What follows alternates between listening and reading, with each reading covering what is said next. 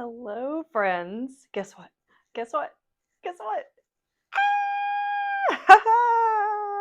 I got a patent with a bunch of other people because that's usually what it takes. And this is what it's for. Let's read that together and we can piece it apart. Real-time system for spoken, natural, stylistic conversations with large language models. April earlier this year. It takes a long time to get the cube in the mail. Okay, so if you're like, yay, congrats, that's cool. You can stop watching if that's all you care about. But if you're curious, number one, what does this mean? And number two, what is the patent process like?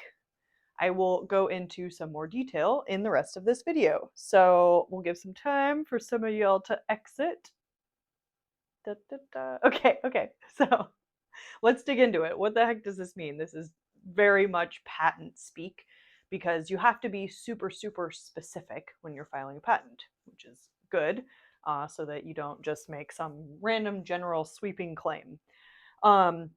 Real-time system, aka like immediate, now, current. Like when you are texting with your friend and they immediately respond versus when you text your friend and you wait for 3 days. That's me. Sorry, friends.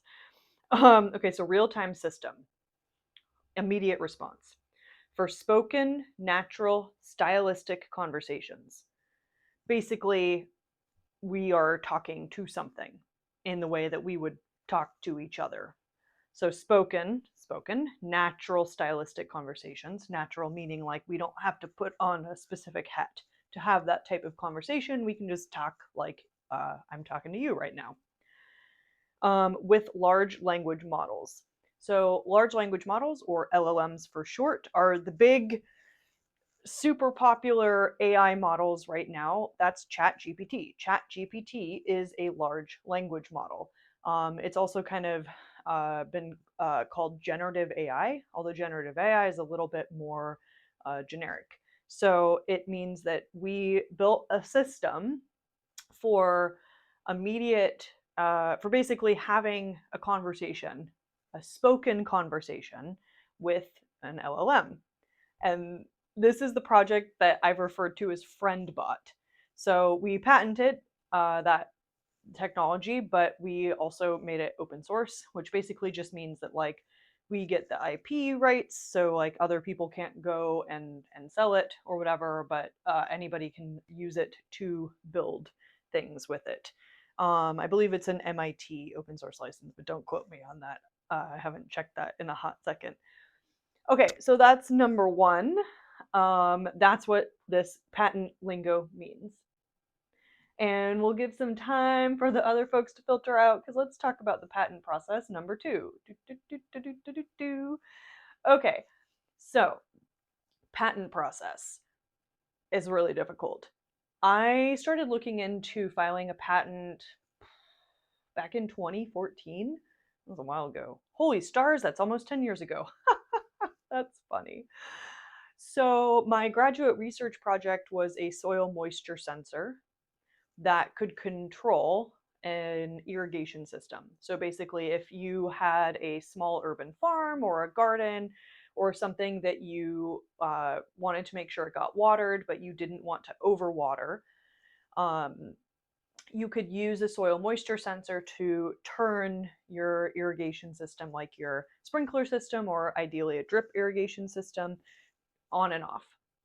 And I originally, before I founded Foxbot Industries, my company that I run on the side and that I ran full time for many, many years, that was the first direction I was going to take the idea that I had for running a company. And I got some really, really great advice from a wonderful human named Steve. He was an Imagineer at Disney and had a number of patents. And at our local makerspace, he gave a talk on kind of the process, and he was super, super helpful because he basically was like, "Yo, it's really expensive. It's, upwards of $10,000 when it's all said and done in terms of lawyer fees, and you really do have to have a lawyer."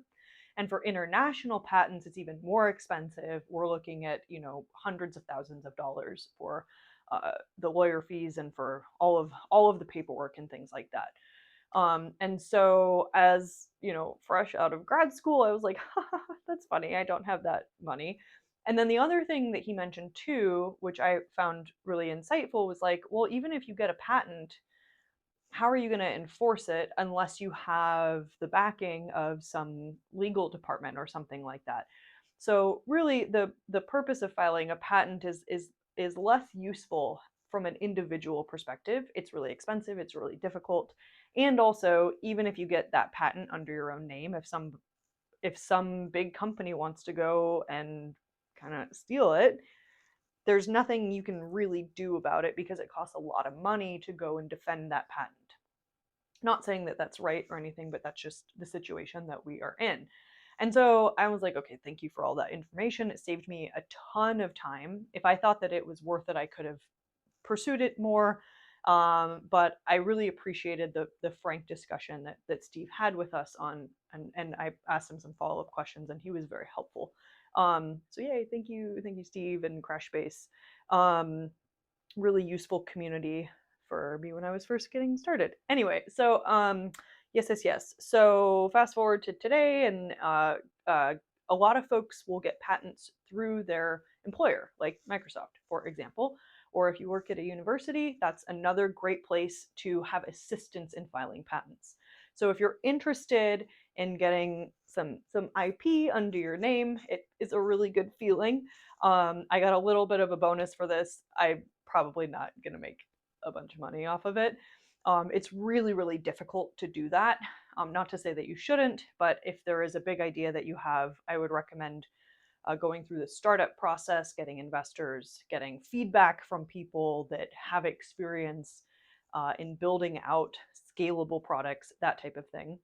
Or if you just you want the feel good of having IP and patents under your name, then you leverage a big company or leverage a university. Use resources that are available to you to do the things that you want to do. Yeah. Okay, that's kind of a high level overview and a little bit of a history. I hope that was fun. So, yay, patent! I got a little cube. I think there's a second one in the works for also another thing with LLMs or large language models that my team and I did last year. I don't think I'm going to ask for a second cube. I think I'm good with one cube. Although I could build a pyramid. That's kind of fun. Anyway, okay, thank you for watching and for sharing in my wins. I really appreciate y'all and that you care when these things happen. So thank you. Let me know if you have any questions, and I'll see you again soon. Bye.